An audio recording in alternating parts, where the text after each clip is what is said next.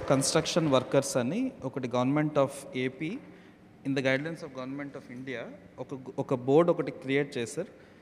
ఈ all construction workers related all professions, అంటే right from electricians అవ్వచ్చు, మేస్త్రి పని చేసే వాళ్ళు అవ్వచ్చు, అలా రకరకాల టైల్స్ పని చేసే వాళ్ళు అందరినీ కలిపి ఒక బోర్డు ఒకటి క్రియేట్ చేసి అందులో ఒక ఫండ్ క్రియేట్ చేసి ఇలాంటి ఇన్సూరెన్స్ స్కీమ్ కోసం ఆయన అడిగేది అది సార్. యాక్చువల్లీ ఒక ఐడి కార్డు ఇచ్చి ఆ ఇన్సూరెన్స్ స్కీమ్ని ఆ బోర్డ్ ఫండ్ నుంచి ఇస్తాం. అంటే ప్రైవేట్ ఇన్సూరెన్స్ ఉన్నా లేకపోయినా ఆ board will support there accidental risk అనేది ఒక వెరీ గుడ్ ట్రెడిషన్ ఉండింది సార్ మన స్టేట్లో.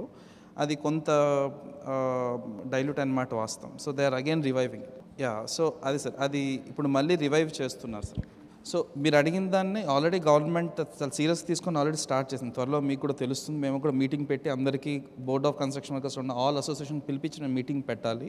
అది జీవో వస్తే నేను మీటింగ్ ఆర్గనైజ్ చేస్తాను సార్.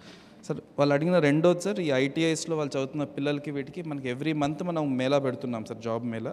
స్పెసిఫిక్గా ఈ ట్రేడ్ గురించి నేను ఫోకస్డ్గా ఒక మేళా ఒకటి నేను ప్లాన్ చేస్తాను సార్. సో దట్ అంటే ఈ వృత్తిలో ఉన్న వాళ్ళ కోసం, మీ పిల్లల కోసం సంబంధించి ఒక రోజు పెట్టి ఒక జాబ్ మేళా ఒకటి ప్లాన్ చేస్తాం. అది sir. Third one regarding land for there building sir. ఇలా ఒకసారి రిక్వైర్మెంట్ తీసుకొని నేను I will plan and then I will get back to you sir. ఈ land for association building house sites అవన్నీ ఆల్రెడీ మనకి ప్రతి ఒక్కరిలాగా రేషన్ కార్డు ఉంటే you are eligible to apply. Last time కూడా తీసుకున్నాను, నేను చూశాను యాక్చువల్లీ మీ పేర్లకు సంబంధించి ఎవరెవరికి ఏమేమి హౌస్ సైట్స్ వచ్చాయనేది. ఇంకేమన్నా మిగిలినా కూడా గవర్నమెంట్ నుంచి జీవో వస్తేనే మనం అలాట్ చేసుకుంటాం.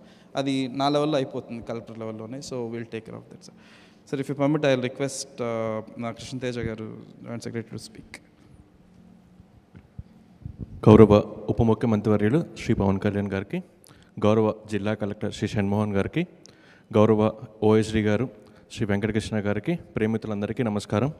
ఈ వేదిక నుంచి మీ అందరితో ఒక 2 అనుభవాలని షేర్ చేసుకుందాం అనుకుంటున్నాను.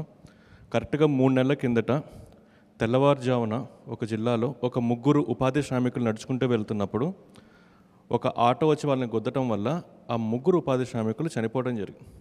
చనిపోయిన వెంబటనే దాదాపు ఒక 6-7 గంటల్లో గవర్నమెంట్ నుంచి వాళ్ళకి రావాల్సిన కాంపెన్సేషన్ మనం వాళ్ళకి ఆ కుటుంబానికి అందించాం. కాకపోతే ఉన్న జీవో ప్రకారం గవర్నమెంట్ నుంచి వచ్చే కాంపెన్సేషన్ 50,000 రూపాయలు.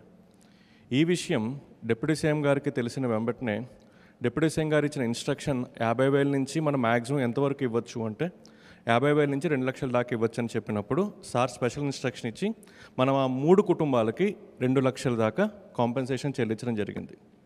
అదే రోజు సార్ ఇన్స్ట్రక్షన్తో ఇంక నుంచి ప్రమాదవశాత్తు ఏ ఉపాధి శ్రామికుడు చనిపోయినా సరే ఈ జీవో 10 ఏళ్ళు 15 ఏళ్ళ నుంచి మారకుండా ఉన్న జీవోని మార్చి 50,000 కాంపెన్సేషన్ నుంచి 2 లక్షలకి పెంచడం జరిగింది.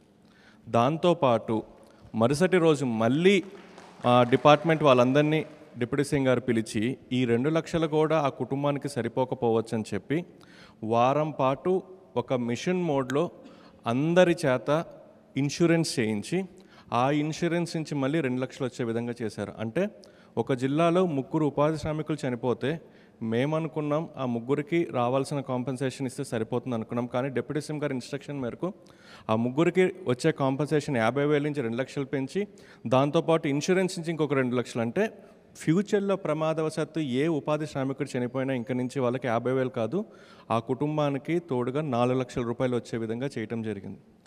రెండో అనుభవం, పిఠాపురంలో ప్రమాదవశాత్తు ఒక ఎలక్ట్రీషియన్ చనిపోయారు. చనిపోయిన తర్వాత ఆయనకి కాంపెన్సేషన్ ఇచ్చారు. జిల్లా కలెక్టర్ గారు ఫోన్ చేసి సార్ ఆ ఇష్యూ క్లియర్ అయిపోయిందని చెప్పారు. అయిపోయిందని చెప్పిన తర్వాత కూడా సార్ మమ్మల్ని పిలిచి అసలు ఎంతమంది ఎలక్ట్రీషియన్లు ఉన్నారు, నిజంగా ఎలక్ట్రీషియన్ కనుక ఒక ఇన్సులేటెడ్ గ్లో వేసుకుంటే చనిపోయేవాడా, మంచి మంచి ఇన్సులేటెడ్ ఇన్స్ట్రుమెంట్స్ వాడుంటే చనిపోయేవాడా, ఇన్సులేటెడ్ షూ వేసుకుంటే చనిపోయేవాడా అని చెప్పి ఒక సర్వే చేయించి సర్వే ప్రకారం ఉన్న 323 మంది ఎలక్ట్రీషియన్స్ని ఐడెంటిఫై చేసి ఇంకా పిఠాపురంలో ఏ ఎలక్ట్రీషియన్ చనిపోకూడదు అని చెప్పి మీకోసం ఈరోజు ఇన్సులేటెడ్ ఎక్విప్మెంట్ని, ఎలక్ట్రికల్ ఎక్విప్మెంట్ని, ఇన్సులేటెడ్ గ్లౌస్ని, ఇన్సులేటెడ్ షూస్ని, దాంతోపాటు ఇన్ని చేసినా ఇంకా ప్రమాదవశాత్తు ఎవరైనా పొరపాటున చనిపోయినా మీ అందరికీ ఇన్సూరెన్స్ని స్వయంగా ఆయన అరేంజ్ చేయటం జరిగింది. కాకపోతే ఈ వేదిక మీద మీ అందరికీ చెప్పేది ఏంటంటే ఎంత ఇన్సులేటెడ్ షూ ఇచ్చినా, ఎంత ఇన్సులేటెడ్ ఎక్విప్మెంట్ ఇచ్చినా, ఎంత ఇన్సులేటెడ్ గ్లోవ్ ఇచ్చినా మీరు కొంత జాగ్రత్త వహించకపోతే దానివల్ల ఉపయోగం ఉండదు. కాబట్టి ఇచ్చినవన్నీ మీరు సద్వినియోగం చేసుకొని మీ కుటుంబాన్ని మీరు దృష్టిలో పెట్టుకొని కొంత భాగం జాగ్రత్త మీరు కూడా ఉండే విధంగా చేయాలి.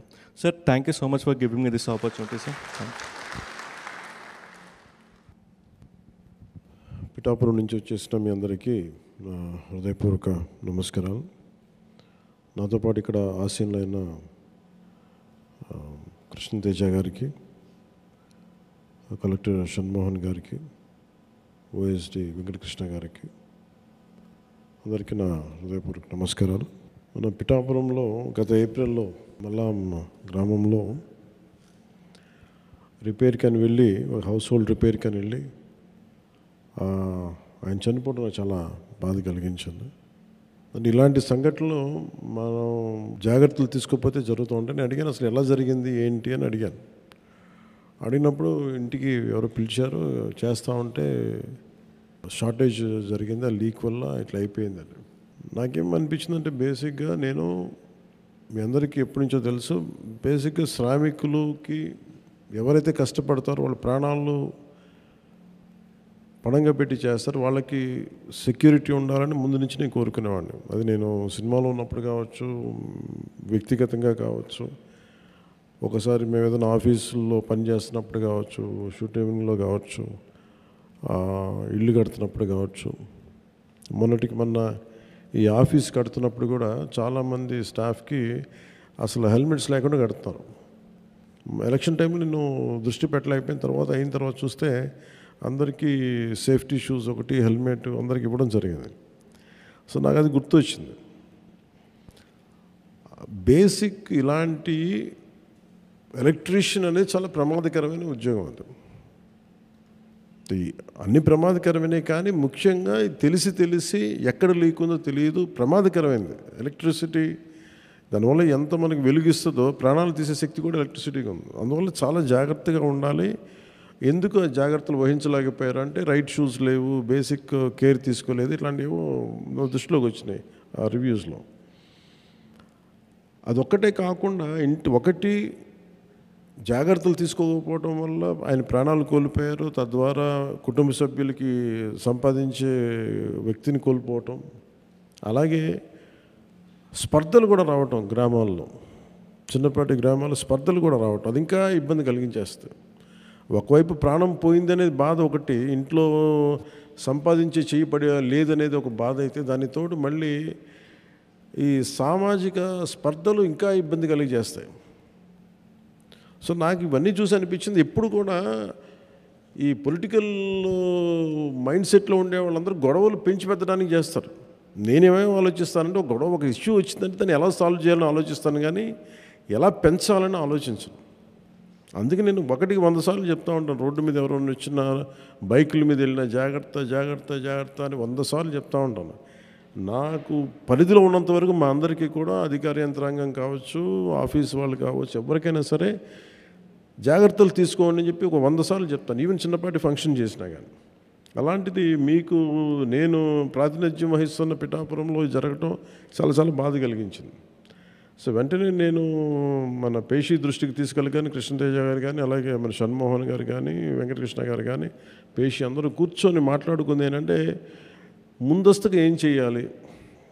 ఒకటి, పనిచేసేటప్పుడు వి నీడ్ ఇన్సూరెన్స్ ఒకటి ఉండాలి. 2, ఇన్సూరెన్స్ కంటే ముందు అసలు సేఫ్టీ కిట్స్ ఉన్నాయా లేదా అనేది చర్చకు వచ్చింది. సో దానివల్ల ఈ రోజున మీ అందరికీ ఎంతమంది ఉన్నారని అడిగితే దాదాపు పిఠాపురం మొత్తం మీద 325 మంది ఉన్నారు అని చెప్పి ముందు. సో మీ అందరికీ ఒక 16 లక్షల పైచిలకు వర్తతోటి మీ అందరికీ ముందు సేఫ్టీ కిట్స్ని ఈరోజు మీకు ఇవ్వడం జరుగుతూ ఉంది. ఇన్ని జాగ్రత్తలు తీసుకున్నా కానీ ఏదైనా ఇన్సిడెంట్ జరిగితే, ప్రాణాలు కోల్పోతే అట్లీస్ట్ మనం అంటే ఇప్పుడు ఇచ్చేదేమో మన దగ్గర నుంచి వచ్చేదేమో 2 లక్షల బీమా ఉంటుంది. ఇది కాకుండా రేపొద్దున మీకు చంద్రన్న బీమా పథకం ఉంటుంది, ఆరోగ్య పథకం ఉంటుంది, అవన్నీ మీకు ఆల్మోస్ట్ 25 lakhs వస్తుంది. అది మన హెల్త్ ఇన్సూరెన్స్ ఒకటి, అదొకటి. So we have enough security తీసుకుంటున్నాం, ఆ ప్రయత్నంలో ఉన్నాం. సో అందువల్ల మీ అందరికీ ఆ జాగ్రత్తలు తీసుకుంటారని, అలాగే మీరు చెప్పింది కూడా భవన నిర్మాణ కార్మికుల సంక్షేమ నిధిని తిరిగి రివైవ్ చేయమని కోరుకుంటాం. అది నా ఆశయం కూడా. అది దాన్ని ఇనిషియేట్ చేసాం. త్వరలో చీఫ్ సెక్రటరీ గారితో మాట్లాడి అది కూడా మీకు తెలియజేస్తాను. ఎందుకంటే మనకి అసోసియేషన్స్ పెట్టుకుంది అందుకు. గత ప్రభుత్వం కూడా మీరు చూశారు కదా, వాళ్ళకి ఏమాత్రం బాధ్యత రాహిత్యం, వాళ్ళు పట్టించుకోలేదు. ఉన్న మీ డబ్బులను కూడా వాళ్ళు దారి మళ్లించేశారు. మీ డబ్బులే మళ్ళీ మీకు ఇచ్చారు. ఇలా అన్నీ చేసుకుంటూ వెళ్ళిపోయారు. మనం ఇప్పుడు చేస్తున్నది ముఖ్యంగా ఏంటంటే కరెక్షన్ చేస్తున్నాం. అసలు వాళ్ళు చేసి అస్తవ్యస్తంగా చేసి తిరిగి క్రమంలో పెడుతున్నాం. సో అందుకని మీరు చెప్పింది అలాగే మీరు అడుగుతుంది. ఇంకోటి ఆర్గనైజేషన్ గురించి అడుగుతూ ఉన్నారు. మనం మీటింగ్లు పెట్టుకోవాలంటే దాన్ని కూడా దృష్టి సారిస్తాం. ఒకసారి కలెక్టర్ గారిని కూడా ఎలా ఒక పాసిబుల్ సొల్యూషన్ ఎందుకంటే దానికి కూడా ఎలా చేద్దాం అనేది మళ్ళీ వాళ్ళు మీటింగ్స్ పెట్టుకోవడానికి అదొకసారి చూడండి. అది ఎలా ఎలా ఎలా ఎలా ఉంటుందో నేను ఆ బాధను అర్థం చేసుకొని ప్రతిసారి ఏదో గుడిలో పెట్టుకోవడం కాకుండా ఒక పర్మనెంట్గా ఒకటి ఉంటే బాగుంటుంది. దానికి ఏం చేయాలి ఒకసారి ఆలోచించండి దాని మీద. మీ అందరికీ ప్రత్యేకించి నా జాగ్రత్తలు తీసుకొని అదొకటే మిమ్మల్ని వేడుకుంటూ ఉన్నాను. ఎందుకంటే మీరు ప్రాణాలు పోతే తిరిగి రావు. అందుకని మనందరం అర్థం చేసుకొని సాధ్యమైనంత మన చేతిలో ఉన్నంత వరకు ఎంత జాగ్రత్తలు తీసుకోవాలని జాగ్రత్తలు తీసుకోండి. అండ్ సేఫ్టీ ఎక్విప్మెంట్ దయచేసి వాడండి. అలాగే ఈ ఐటీఐ చదివిన వాళ్ళు కానీ వీళ్ళందరూకి ఏదన్నా జాబ్ మేళా లాంటిది ఉంటుంది అని బాగున్నారు. అది నేను చాలా రోజు నుంచి అనుకుంటా ఉన్నాను. ఇది ఒక ఐటీఐకే కాదు, మిగతా పాలిటెక్నిక్ అన్నిటికీ కూడా కన్సిస్టెంట్గా ప్రతి 4-5 నెలలకి 6 నెలలకి ఒక జాబ్ మేళా పెట్టాలనేది నేను వర్కౌట్ చేస్తాను. అది త్వరలోనే ముందుకు తీసుకొస్తాను మీ దగ్గరికి. 3 నెలలకు ఒకసారి పెడతాను. సో మీ అందరికీ మరోమారు ధన్యవాదాలు తెలుపుకుంటూ సెలవు తీసుకున్నాం. జై హింద్.